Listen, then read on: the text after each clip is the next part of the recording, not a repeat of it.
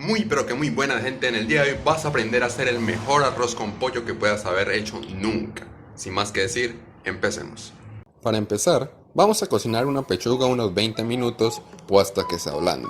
Por otro lado, haremos un picado de arveja, zanahoria y habichuela, el cual pondremos también a cocinar hasta que hierva. Finalmente, pondremos a hacer arroz como normalmente solemos hacerlo, sin nada en especial.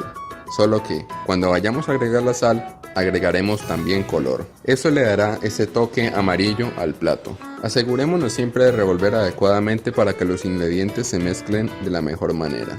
Cuando la pechuga ya esté lista, vamos a desmecharla de cualquier forma de tal manera que queden pequeños y abundantes pedazos de ella. Por último, vamos a sofritar un poco de cebolla morada. En la misma olla vamos ahora a agregar la pechuga desmechada y un poco del caldo que nos quedó de ella cuando la hervimos en un comienzo. Esto para darle sabor.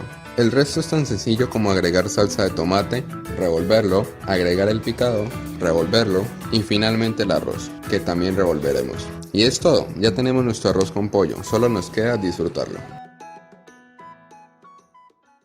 Las inecuaciones y las ecuaciones son temas que la verdad siempre nos han querido meter en la cabeza con fórmulas largas, con explicaciones tediosas, que el estudiante termina aburriéndose enormemente. Pero en verdad son dos de los dos temas más sencillos y más aplicables que puede tener la matemática. Partiendo con las ecuaciones, no son más realmente que sumas y restas, que multiplicaciones y divisiones. Son lo mismo en esencia. Son cosas tan básicas que las aprendemos en verdad en primaria. Cosas que hace un niño prácticamente desde que empieza su vida, sino que no es hasta que avanzamos de grados que le dan un nombre propio a eso: ecuaciones. Si desconoces un dato dentro de una suma, haz una resta.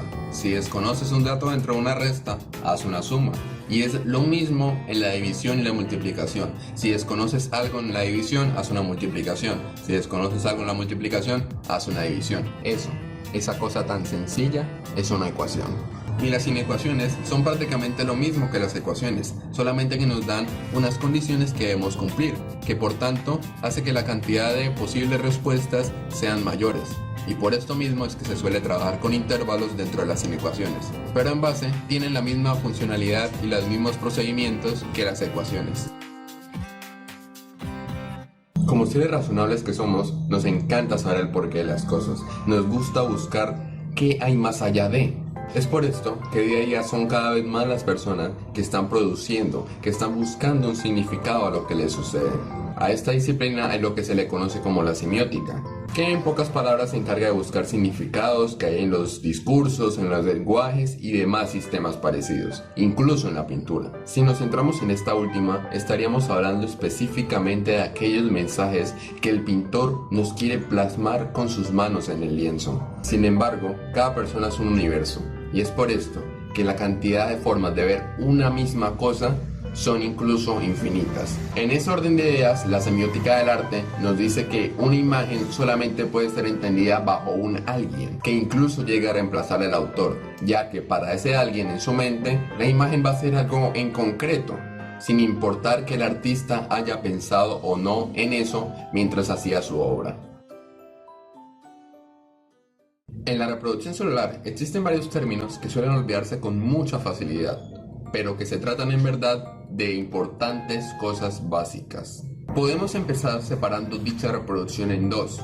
Una en la que se obtiene la misma cantidad de cromosomas que tiene el individuo, que también es conocida como diploide, y otra en la que únicamente se obtiene la mitad de cromosomas del individuo, que también es conocida como haploide, que a su vez es la que se da en las células sexuales y su reproducción.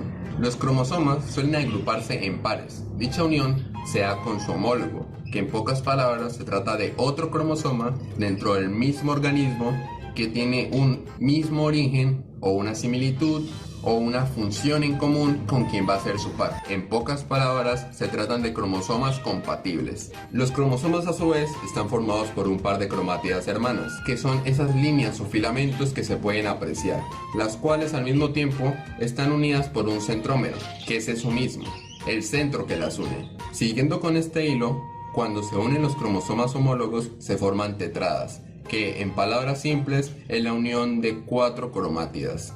Finalmente, sobre el centrómero tenemos al cinetocoro, que es aquel que permite el desplazamiento de los cromosomas durante la reproducción mitótica.